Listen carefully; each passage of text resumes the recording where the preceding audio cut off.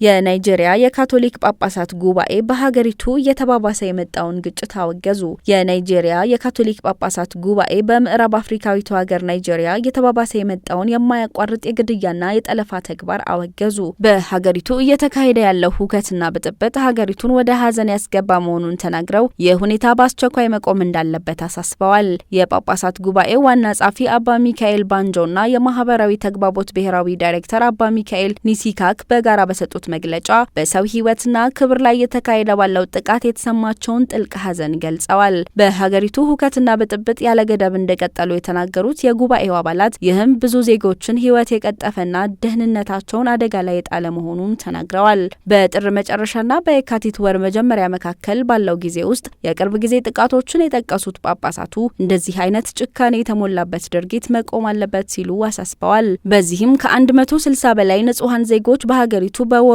ኳራ ግዛቶች ለህልፈተ ህይወት መዳረጋቸውን አንስተዋል። ሀገረ ናይጄሪያ ዓለም አቀፍ የሰብአዊ መብት ስምምነቶችን እንደፈረመች ያስታወሱት ጳጳሳቱ ህጉን መፈረም ብቻ ሳይሆን ተግባር ላይ መዋል ያስፈልጋል ብለዋል። በመጨረሻም ጳጳሳቱ በመልእክታቸው አንድነትን በመጥራት ሁሉም መሪዎች፣ ፖለቲከኞች፣ የሃይማኖት መሪዎችና የማህበረሰብ ክፍሎች መከፋፈልን ትተው ለሀገራቸው ሰላምና ክብር መመለስ በጋራ እንዲሰሩና ሁሉም ናይጄሪያውያን ጥላቻንና ሁከትን ውድቅ አድርገው እርስ በርስ በመተባበር በጋራ እንዲቆሙ አሳስበዋል።